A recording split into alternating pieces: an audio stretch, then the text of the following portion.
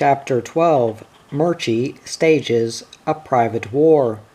We moved on again. The Luftwaffe came again. Bad news came that the 6th Australian Division had suffered heavily and was being forced back. We knew there were no reserves. We must push on all the faster.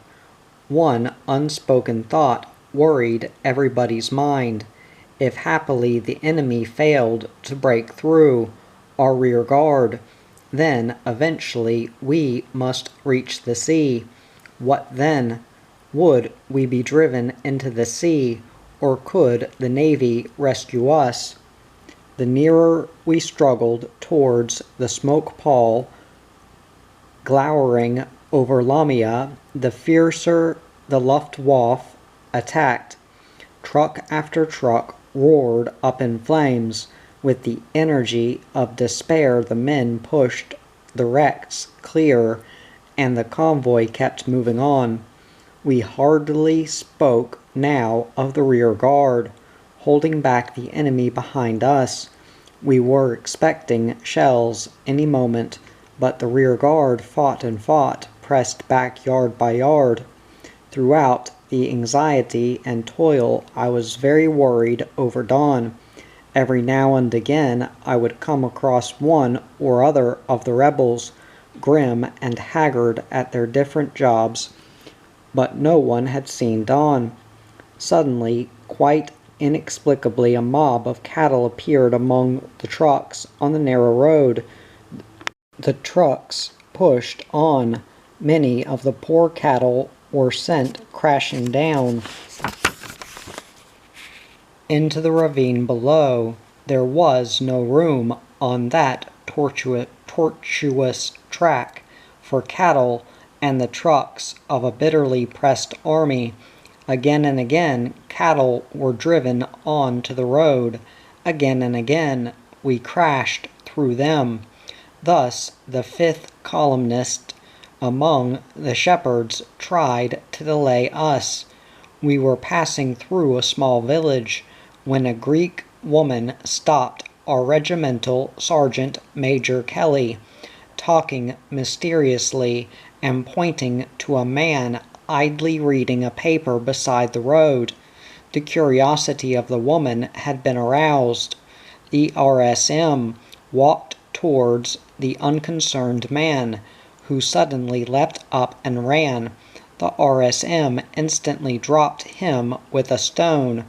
Greek soldiers came running and seized the man.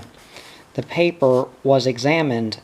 There was another paper marked by the serial numbers of the trucks, their type and approximate number, the number of soldiers and equipment they contained. A first-class military checkup of everything passing along that section of the road.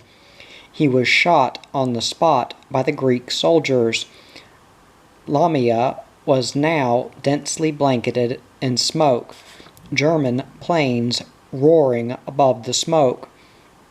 The road went through the town that was now becoming a ruin of crashed buildings. Here, as often before, we silently witnessed the deathless patriotism of the Greek people. Although their town was in flames, although buildings were crashing around them, groups of Greek men and women were slaving like Trojans to clear the debris from the road so that our trucks could go through. And we were the convoy of a beaten army, an army that had come to save them, an army now abandoning them.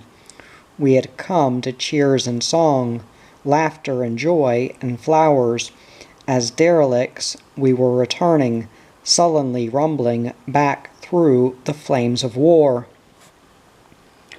We were gasping as slowly we rolled through the burning town. The dust clouds and choking fumes and great heat made breathing painful. Now and again, with a tearing crash, A building would come down, spilling masonry across the street, and the Greeks would rush the stones to pull them clear of the road. Further through the town, the carnage was ghastly. Bewildered old people were wandering aimlessly through the broken streets, terrified children wailing over forms lying pitifully still or with feeble arm blindly trying to protect the little ones. Screams of the hurt and dying were mocked by wailing sirens as the Luftwaffe came roaring back again. We had plowed through hell after hell since the hell of Hellfire Pass, and each hell was more anguishing than the last. The little wog dog kept very quiet. He never moved from my coat all that day. I dared not let him free even had there been the time to do so. And now Murchie was missing as well as Don. I met Popa for a few hurried minutes. He had a bruised shoulder from a nasty spill where a stone from a toppling building upset his bike. "It's nothing," he insisted, as I stared at his dust-caked, bloody face. What had really happened, as one of the truck drivers told me later, was that he had purposely crashed into a heap of rubble to dodge a terrified child who had run across his path. "Gordy is okay," said Popa. "Feathers is still going great guns with A Company. Fitz is okay too. The others are sure to turn up. No need to ask how Horrie is." He grinned, for Horrie was frantically trying to squeeze out of the greatcoat to embrace the old sergeant. "Ah, well," he said, "we'll be seeing you." And trying to look as if it did not hurt, he mounted a commandeered cycle and carried on with his job. My cycle was smashed, so now I traveled with Ron Baker as relief driver in his truck, with Horrie traveling like a gentleman in the cabin. We camped in open country that night. Luckily, we dug a few shallow trenches out from the camp. I could swear I had not been asleep a second when Horrie's frantic barking brought me instinctively to my feet at the run. All the sleep-exhausted men were leaping up at a crouching run, racing to the trenches by instinct. It was just daylight, and the Luftwaffe was upon us. Horrie by now was barking agitatedly from the trenches. He vanished as the first bombs whined down, with men tumbling into the trenches. They bombed us ferociously, then put us under extra heavy machine gun fire, and did not hit a man. One bomb blew a big crater within the camp area, and Bert Bottom scrambled into this and opened up with a Bren gun. Tim Overall and Fred Richardson quickly joined him and blazed away at the plentiful targets. They put up a great effort. We cheered when we saw the enemy planes quickly forced to fly higher to dodge the streams of bullets. The only casualty of that particularly vicious raid was a poor old donkey that had been quietly feeding out from the camp.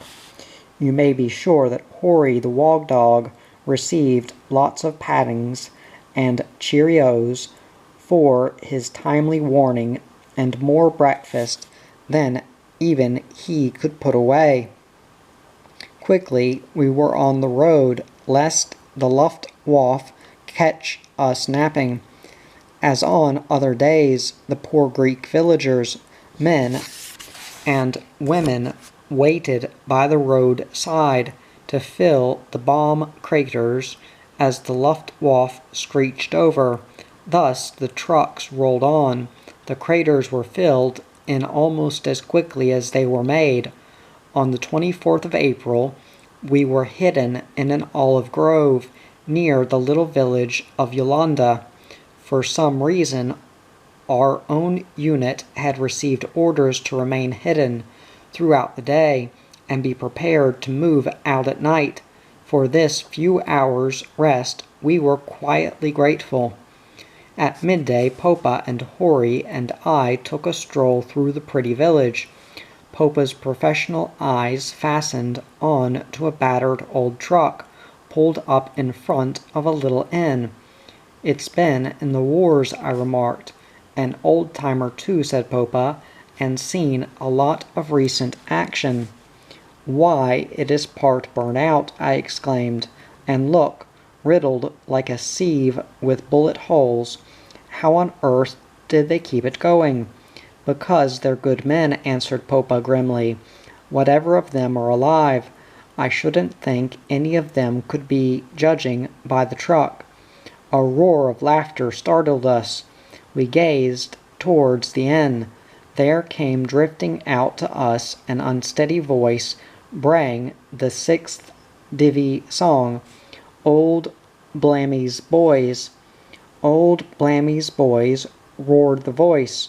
"6th Divi boys, fighting for victory, liberty, democracy.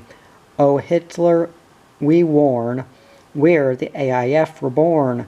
Like good old Gungadin, we can take it on the chin, 'cause we're Old Blammy's boys." Popa was staring at me questioningly.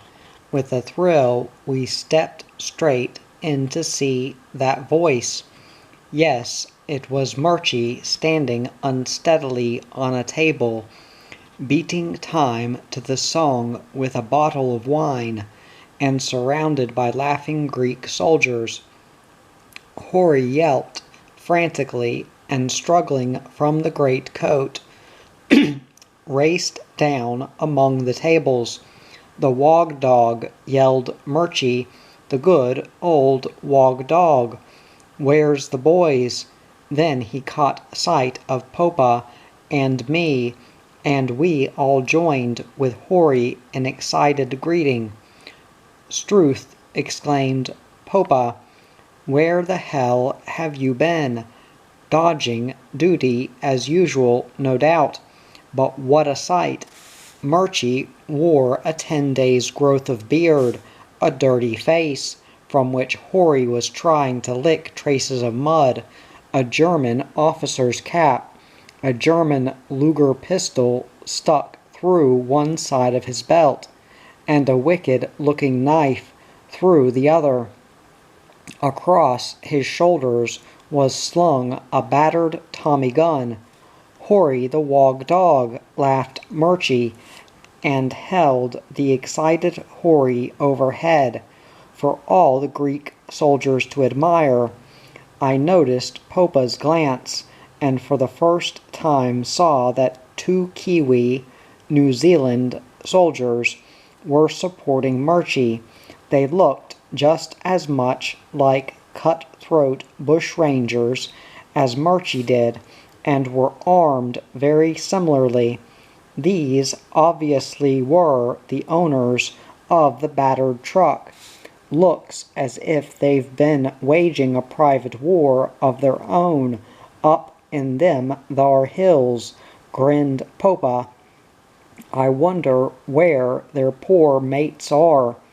Popa knew, and I knew, if there had been any mates left alive, they would have been with them here.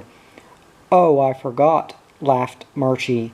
"Meet Archie and Bash, cobbers of mine, Popa and Jim and Horrie, the Wog Dog." We shook hands with the New Zealanders, while Horrie insisted on being introduced in his own doggy way. "Wine, wine for the mob, George," shouted Murchy, and waved his arm. They all made room at the table for the 2 Kiwis, and us, and Horrie. The ragged Greek soldiers closed around us. laughing and joking. George came smiling with his arms full of bottles. Glasses were filled. Glasses clicked. Murchy pulled an expensive gold wristlet watch from his pocket, and with the flourish of a millionaire handed it to the innkeeper. "Cut this out in wine for the boys, George," ordered Murchy. Popa gasped at sight of that watch. "Wait a bit, Murchy," I protested. "Hang on to the watch. Popa and I can buy the drinks." "It's all right," said Murchy with a contemptuous flip at the watch, now entering the innkeeper's pocket. "It's all right. Plenty more where that came from. German officer gave it to me." The swarthy innkeeper grinned broadly. The New Zealanders laughed. The Greek soldiers roared, as at a priceless joke. "Hang on to the dashed thing," exclaimed Popa angrily. "You won't get another like it in a hurry. Jush where you're wrong, as usual, old war horse," frowned Murchy triumphantly. "I'll show you. Here's another." From his tunic he produced another lovely watch. Popa gasped. I stared. "German officers very kind," declared Murchy.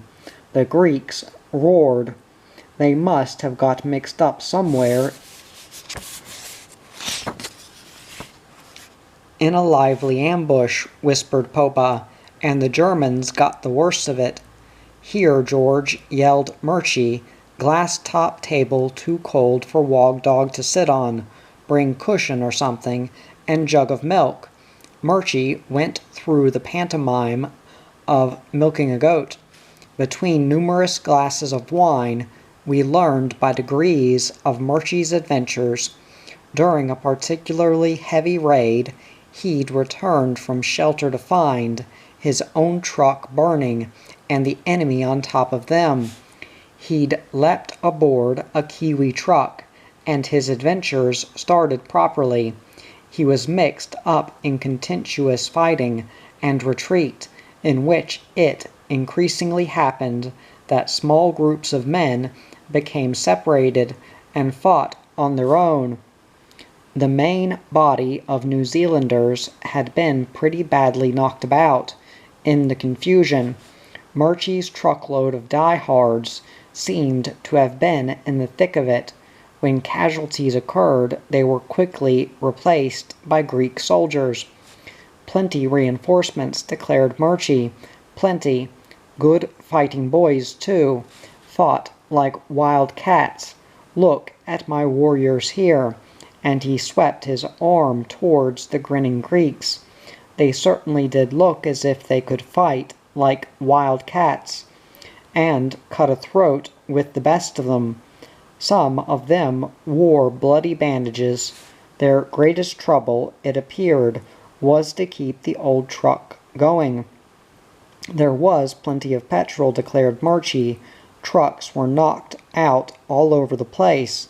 It was the mechanical part that counted, just to keep the old jigger jigging in between scraps. But Archie and Bash can keep any jigger jigging, no matter if the whole German army are at their tails." And Archie and Bash grinned at the compliment. They had fought their way through, then followed the convoy south and eventually found their way to Uandra, delighted to find now that part of our own unit was stationed not half a mile from the cafe. "What will you do with your army now?" inquired Popa. "Oh," declared Murchy grandly, "they'll come in handy if the evacuation becomes unstuck." Our hearts sank. So it was evacuation. Murchy had voiced what we all really knew must take place, but Murchy had been fighting amongst many remnants of mixed brigades who realized the position beyond doubt. "Just how do you mean?" demanded Popa.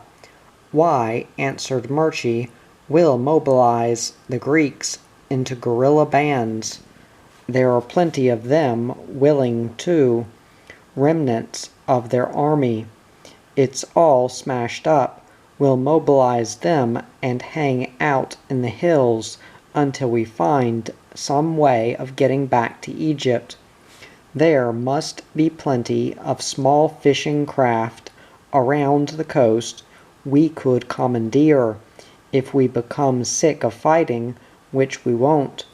Popa and I agreed that this was, after all, the logical thing to do if it came to the very worst. As a matter of fact, it was the very thing quite a number of our lads did when they found themselves cut off during the evacuation. To this day, Aussie and Kiwi and British soldiers are still fighting with the Greek guerrillas. We had to tell Archie and Bash all about the little Wog Dog's adventures, and just didn't he take all the petting that came to him. "These blokes are good blokes," he wagged across the table to me. Just then, then a Greek soldier came running in the door and straight up to our table. "Turkey," he shouted excitedly. "Turkey, bomb, bomb, German. Turkey at war with Germany." In an instant, Greeks sprang from chairs. The inn was crowded. We could hardly hear ourselves talk. "What good news? Is it possible that Turkey could cut the German line of communication between Albania, Yugoslavia, and Greece?" asked Archie. "If only she could," replied Popa. "And if the British could hurry more troops and equipment across here to us, we might yet get the enemy between two fires." But I protested, "Aren't we too late? The Greeks have already capitulated to the Huns." "To what?" came a shout from the door, as Horrie leapt from the table with a frantic bark. "Dawn!" we shouted. Chapter 13. The Bitter Retreat. We crowded around him. He was filthy, ragged, caked with mud, through which grinned the old Dawn smile. A wonderful reunion. To hide his feelings, Popa exploded. "So the prodigal sons have returned, and about time too," as Murchie and Don shook hands. All right, take it easy," laughed Don, as he grabbed the excited Horrie. We somehow found room at the table and filled another glass. The signal to fill all glasses. "Swig it down, then start talking," hoarsely advised Popa. "Introduce me to your friends first," laughed Don. We did so with gusto, and Don settled himself for his yarn. It was wonderful to thus meet one by one and hear the dear old rebels again. "First of all," smiled Don, "Feathers is okay. At the present moment he's asleep in one of the trucks, dead beat. Fitz and Gordy are also okay. With a little luck they will pull in here before we leave tonight." "How's that for news?" "Hooray!" shouted Popa. "Let us get tight." Popa was already nearly tight, and trying to hide his joy that all his old rebels were coming together again. "What on earth happened to you?" I asked. Well, after we got over that bad patch outside Larissa, the old bike went on strike, and Dawn carried on with one of those many romances of the mountains and the passes, of attacking and retreating armies, and cut off groups of fighting men, in which only the lucky ones came through. Dawn had joined up with New Zealanders, who had circled back to the enemy and then escaped back to us with the last of the rear guard. I'd absorbed quite a lot of wine by this time, and my entry of Dawn's adventures in my diary, I found later, was very incomplete. When Dawn had finished his yarn, the shadows of evening had fallen. "What about your outfit?" I asked Archie and Bash. "Guess they're split up all over the place," Bash replied. "How about if we tag along with you until we locate them again?" "That's okay," answered Sergeant Popa, with military dignity.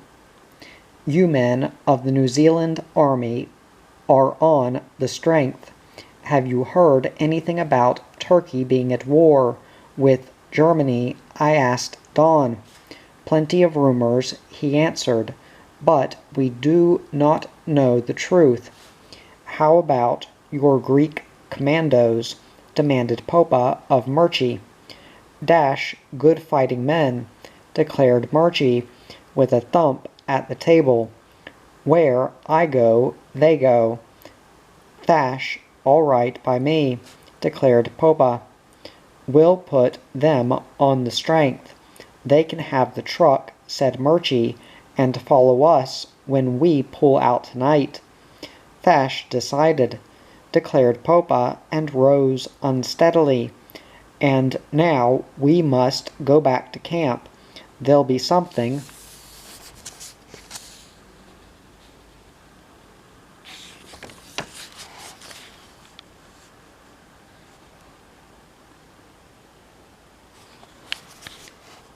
doing tonight," he added darkly.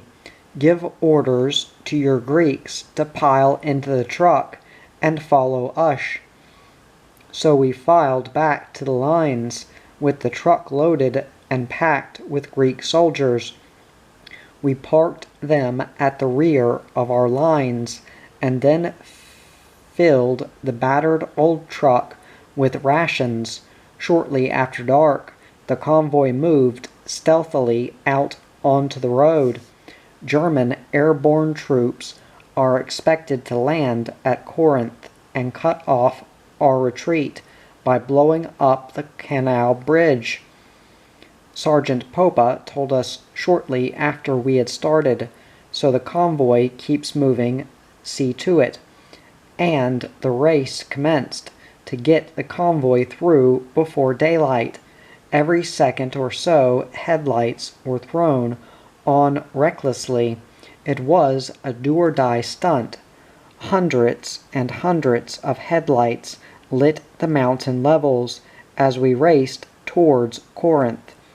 We made it, passed through Corinth, and raced south for Argos.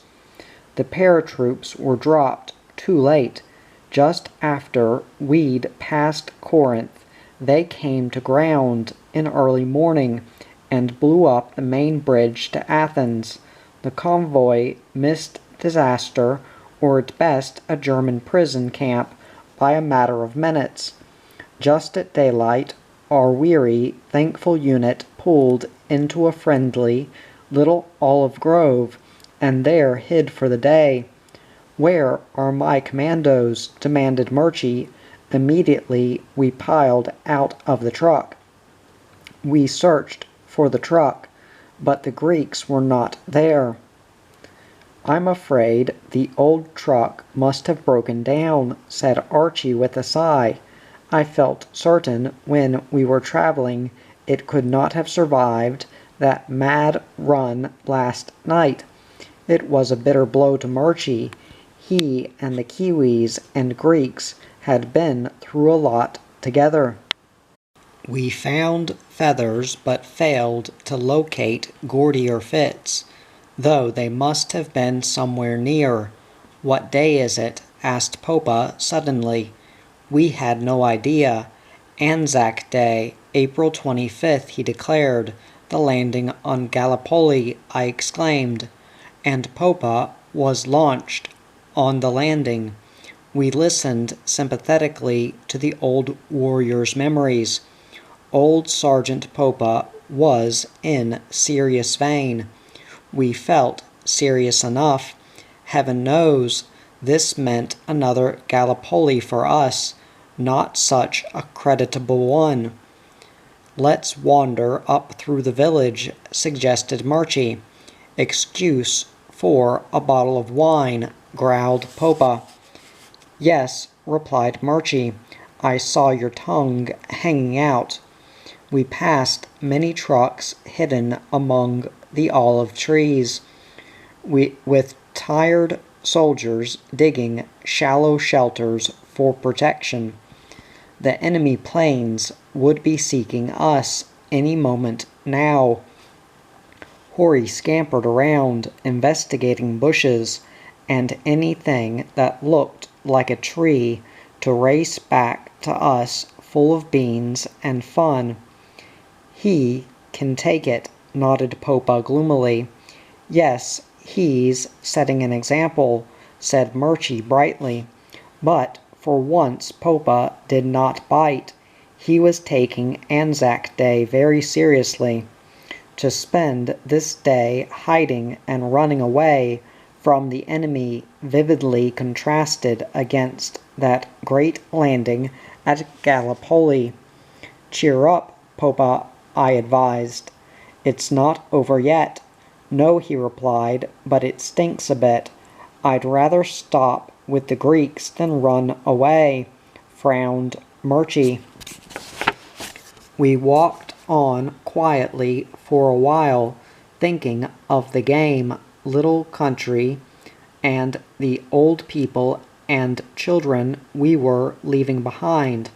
"Perhaps we may come back some day," remarked Dawn. "I'll be in on that," declared Feathers. "Me too," replied all of us, and the Kiwis. As we strolled into the village, we saw the Greek folk in the street, quietly talking in little groups. Poor souls, they knew what this was to mean to them. Even so, they had a smile for us as we passed by. "For God's sake, let's get a drink," growled Popa. We found a little deserted cafe. Eventually, the proprietor came in and served us with wine. Presently, Horrie's energetic barking outside brought us to the door. Horrie, while investigating a little cottage on the other side of the street, startled a very annoyed hen and her brood. "Horrie, get back," I called, and very reluctantly the little wretch came to heel and followed us back into the cafe. "Better leave the commandeering to the enemy, Horrie," grinned Dawn. "He thinks he may as well snatch a feather or two before they arrive," said Popa grimly. Some time after we had settled down again at the table, an elderly Greek woman timidly approached, smiling wistfully. She was carrying 2 trussed-up fowls. She held them out to me in voiceless invitation, while Dawn held the eager Horrie. For you," she then said in hesitating English. Popa thrust a handful of money into her protesting hand. She was voluble and almost violent about it, but we firmly insisted. Regretfully, she put the money away and, smiling, beckoned us to follow her, pointing through the open doorway at her cottage across the street. by signs inviting us to a drink and bite to eat. "I'm going to accept," growled Popa. "Come along." With Dawn firmly carrying Horrie, we followed her across the road to her humble home, a little square cottage of rough-hewn stone with an archway covered with grapevines, looking clean and cool against the background of whitewashed stone wall. Beckoning us into the dining room, she motioned us to be seated at a large table. The neatly cleaned room seemed to occupy most of the cottage. The furniture was homemade, rough but comfortable. On the mantelpiece, above the open fireplace, stood a little bronze crucifix. The room was bright and peaceful, but there stole upon me a most uncomfortable feeling of sorrow. I noticed that the rebels, when they did speak, did so almost in whispers. The old sergeant sat glum and frowning. Dawn spoke to Horrie in a low voice. Feathers and the Kiwis sat quietly.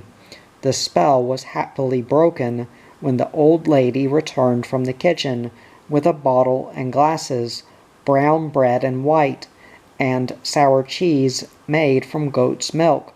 She smiled to us to help ourselves, and put a little glass bowl with gherkins and olive oil upon the table. We set to, smiling our thanks. Her kind face beamed as we made short work of the little offering. It really was tempting, but I realized Popa was eating like a wolf just because it so obviously pleased her as she fussed around us. When we protested that we simply could not eat one crumb more, we sat and tried to make conversation for a while, feeling queerly embarrassed and wishing we were back in the cafe again. She smiled, nodded, "Wait a moment," and disappeared, soon to return with a small photo of two Greek soldiers proudly erect in their national uniform. We saw at a glance they were father and son. We gazed at it each in turn. Standing quietly there, her face reflected pride and sorrow. Not knowing what to say, we handed the photo back. She closed her eyes and for a moment inclined her head on her hand, and then, through tear-dimmed eyes, she smiled at us and whispered, "Italiano, Albania." Father and son slept in Albania. Popa stood up and kissed her hand. "Let us get out of this," he whispered. We made our adieu and silently walked down the narrow winding street in the direction of camp. We heard her voice calling to us. She was hurrying after us, holding up the trussed fowls that I had hidden in the room. We had to take them again. We tried to apologize for being so stupid as to forget them. Back at camp, we roasted the fowls over a slow fire. "Anzac Day," said Popa bitterly. It was not a happy meal, but Horrie enjoyed his share and more.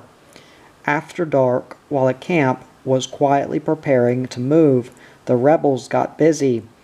Scrounging all the blankets and rations we could, we sneaked away up into the quiet, dark little street. Very quietly we crept to the cottage of sorrow and loneliness, and gently placed the bundle under the vine-covered ark. Then we sneaked away. The convoy started on its last run. In the early morning we arrived at Kalamata, and feverish activity as convoy after convoy came pouring in, followed by war-weary troops, British Tommies, New Zealanders, Australians, Greek, Yugoslavs. For miles around us, troops were wearily plodding to positions, artillery moving to their last position, weary movement everywhere, for here was to be staged the last organized stand in Greece. The oncoming enemy had to be held back while all troops possible were to be evacuated if possible. As for us, of the convoys, we broke into an orgy of destruction. Thousands upon thousands of trucks were destroyed, the oil and water drained from the engines, then the motors raced dry until they seized. Tires were slashed and all conceivable damage done, except burning, as the fires would have betrayed the positions to enemy planes. Now it all depended on the British Navy. If the Navy could not evacuate us that night, then it would be just too bad. Blankets and goods and all stores possible were given to the frugal villagers, old men, women, and children who came swarming to us for many miles around.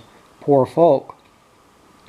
It all depended on the food they could hide as to whether they would survive the fast-coming bitter months. All day long, giant Sunderlands were roaring in hastily to evacuate the many wounded from the beaches. It was uncanny how again and again they missed the Luftwaffe.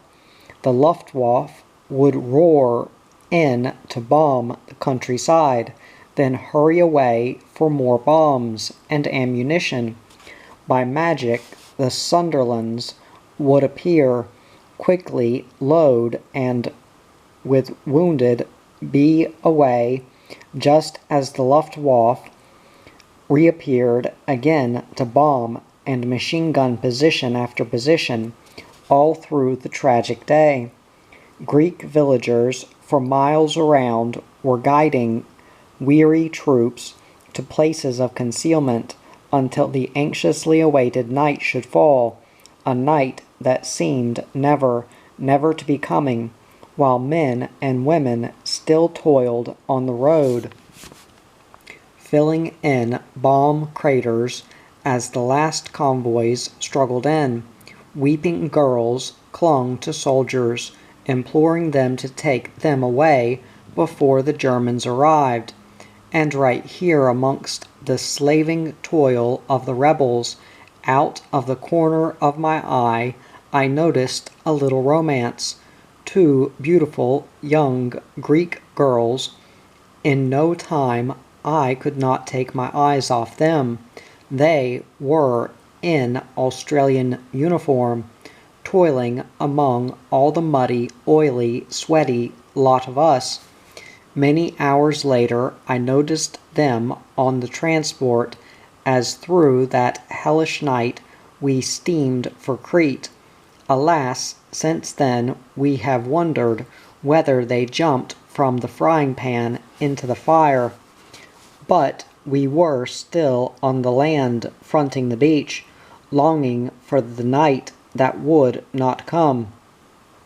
As we toiled at destroying the trucks, Greek families, with their menfolk missing, packed our goods on donkeys and then on their backs to hurry the good food and warm blankets away to hiding places.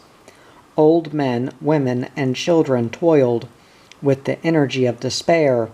Well they knew what was coming on, the swift wings of flame and rapine and murder. Pray God a similar tragedy never happens to my own dear country. The rebels, like all others, toiled to exhaustion. By the roadside, we watched out for dear old friends, among which were cobbers of the 1st Anti-Tank Regiment. We located a few, but others were never to be seen again. A war-stained digger in a crowded truck noticed Horrie and yelled, "Stick to him, dig!" "My oath!" shouted Don as the truck hurried past. The faces of the diggers, under their mud and sweat, were bitter in defeat. Throughout it all I sensed everyone had learned a lesson in courage from the quiet Greek people. Darkness found us crowded on the beach, a great crowds of silent men, silent shadows breathing with the night a voiceless prayer of bitterness and despair and wistful hope. Would the Navy make it? Before us were the gods of war, belching flame with rending crash of bomb and shell, roar of rifle fire. Behind us, at our very feet, the sea. Would the Navy make it? At 1:30 that night lights suddenly blinked out at sea. Christ, whispered a voice, they've made it. I near crushed Horrie under my arm. I could sense the feeling of utter relief that arose all along the crowded beach. Sergeant Popa crouched as if about to leap into the sea, his eyes glaring in the starlight. Of course they made it, he hissed. You damn old nitwits, of course the Navy made it. They always make it. Popa was in charge of the rebels, and our New Zealand cobbers, Archie and Bash. Dim shapes came swift and stealthily to the beach, and wharves, clouds of shadows, moved towards them. In silence and mob discipline, we swarmed aboard craft that swiftly glided away to troop ships, to return again and again and again. It was a magnificent job by the Navy and merchant seamen. As for the rebels, there was no need to hide Horrie now. I just kept a tight grip on him. He was a veteran now. Long since he had learned how to behave from the example of the troops. We piled aboard the destroyer Defender and were swiftly ferried to the troop ship Costa Rica, a sad farewell to Greece. Morning found the troop ships steaming line abreast, the Costa Rica on the left flank, the city of London in the center, the Del Warra on the right flank. Our particular escort comprised the destroyers Defender, Hereward, and Hero, with the Ak cruiser Calcutta. The Stukas came with the dawn, and attacked in screeching waves, hurtling down through the shell bursts from the destroyers. It did the heart good to see the swarms of soldiers quietly setting up Bren guns, others taking positions for rifle fire, entirely on their own. This was a heaven-sent chance to hit back. I saw Don blazing away among the crowd, so tied Horrie up and joined him. "Pull your ammo, boys," someone shouted, and soldiers appeared carrying large dishes. Into these was thrown ammunition by man after man who had bullets to spare. While the dishes were carried round, all soldiers with no ammunition helped themselves. A growing volume of small arm fire arose from the crowded ships, while the destroyers blazed away.